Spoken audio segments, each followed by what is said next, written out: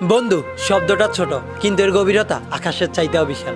আমাদের জীবনে অনেক বন্ধু তৈরি হয়, কিন্তু বন্ধুত্বের মূল্য কয়জনই বা দেয়। সবাইকে বন্ধু বানানো উচিত নয়, কারণ কিছু মানুষ বন্ধুত্বের সুযোগ নিয়ে বন্ধু নামের বেঈমানও হয়। আজকের কথাগুলো আমার কিছু বন্ধু নামক বেঈমান আর বিশ্বাসঘাতকগুলোর জন্য, যারা আমাকে প্রয়োজনে প্রিয়জন বানিয়েছিল আর স্বার্থ শেষে দূরে ঠেলে দিয়েছে। যাদেরকে আমি নিজের চাইতেও বেশি বিশ্বাস করেছিলাম আর বিনিময়ে বিশ্বাসঘাতকতা পেয়েছিলাম।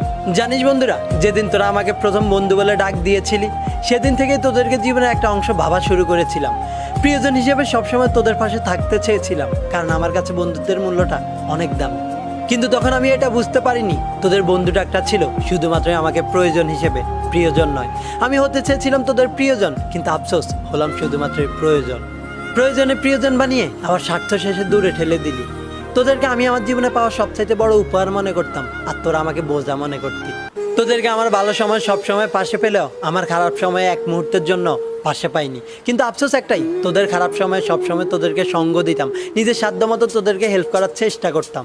কতই না মুখে হাসি আর বুকে কষ্ট নিয়ে তোদের সাথে অনেকটা দিন কাটিয়ে দিয়েছিলাম, কিন্তু কখনো বুঝতে দেইনি, কারণ আমি কখনোই তোদেরকে প্রয়োজন হিসেবে ব্যবহার করতে চাইনি। প্রিয়জন হিসেবে সারা জীবন পাশে রাখতে চেয়েছিলাম, তোদেরকে নিজের চাইতেও বেশি বিশ্বাস করেছিলাম, আর তোরা সেই অন্ধবিশ্বাসের সুযোগ নিয়ে বিশ্বাসঘাতকতা করলি। আর ভেবেছিলি মানুষটা কতটা বোকা। আরে আমি বোকা ছিলাম না, বিশ্বাসী ছিলাম, আর যে বিশ্বাসের যোগ্য তোরা কখনোই ছিলি না। একটা কথা বলি, শুনে রাখ, আমি একটুও বদলাইনি, তোদেরকে একটুও ভুলে যাইনি। শুধুমাত্র চিনতে শিখে গেছি কে সত্যিকারের বন্ধু আর কে বন্ধু নামের বেঈমান। তোদের কাছ থেকে নিজেকে সরিয়ে এনেছি, কিন্তু কোনো বেঈমানি করিনি। একটা কথা মনে রাখিস, তোরা আমার বিশ্বাসের সুযোগ নিয়ে আমার সাথে বেঈমানি করলেও আমার দ্বারা কখনোই তোদের কোনো ক্ষতি হবে না, কারণ আমি বন্ধুত্বের মূল্যটা দিতে জানি।